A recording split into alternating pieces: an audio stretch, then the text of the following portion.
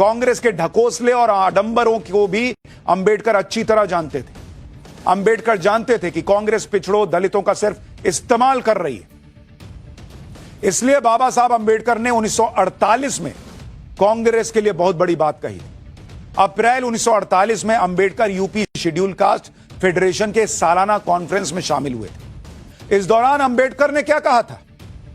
अंबेडकर ने कहा था कि कांग्रेस दलितों की दोस्त नहीं है। कांग्रेस में शामिल होना आत्महत्या करने जैसा है। दलितों को अपना खुद का दल बनाना चाहिए।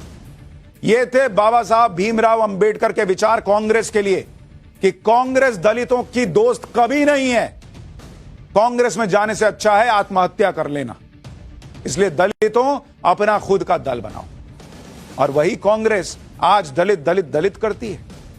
बाबा साहब अंबेडकर के लिए उस दौर में कैसा माहौल बनाया जाता था, इसे भी आपको समझना चाहिए, जिसके बारे में अंबेडकर द प्राइम मूवर किताब में बताया गया।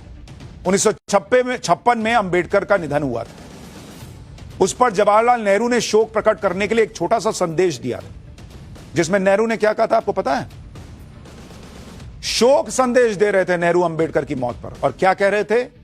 वो यानी अंबेडकर कई सालों तक भारतीय राजनीति में एक विवादित चरित्र थे, लेकिन उनकी यानी अंबेडकर की शानदार खूबियों के बारे में कोई शक नहीं। मतलब एक लाइन में कह रहे हैं कि खूबी थी, लेकिन उसके पहले यह लगाना जरूरी था कि बहुत ही कंट्रोवर्शियल कैरेक्टर थे अंबेडकर। कोई आदमी मर गया है, शोक संदेश लिख रहे हैं और उसमें लिख रहे हैं कि भारतीय राजनीति में एक बहुत विवादित चरित्र थे अंबेडकर, लेकिन शानदार खूबियां भी थी, इसमें कोई शक नहीं। मतलब दिल से एक शोक संदेश भी कांग्रेस पार्टी नेहरू नहीं लिख पाए अंबेडकर के लिए। और आज प्रियंका वाड्रा और राहुल गांधी कह रहे हैं कि अंबेडकर क्यों नहीं करती बीजेपी? आपने क्या किया अंबेडकर के साथ?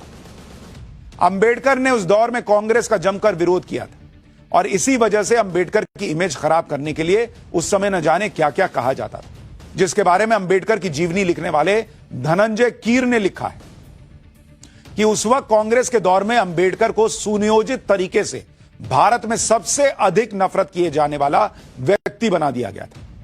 पूरी साजिश के तहत अंबेडकर को असभ्य, अहंकारी व्यक्ति के रूप में कलंकित किया गया, जिसमें मानवीय विचार ही नहीं थे, ऐसी छवि बनाई गई। यहां तक कि कांग्रेस के विरोध की वजह से कांग्रेस के लोगों ने अंबेडकर को एक शैतान के रूप में पेश किया।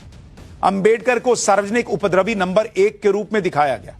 अंबेडकर को प्रतिक्रियावादी, ब्रिटिश सरकार का पिट्ठू, देश का गद्दार और हिंदू धर्म का विध्वंसक करार दिया गया। मृत्यु के बाद भी अंबेडकर के नाम को दशकों तक मुख्य धारा से अलग थलग रखा गया।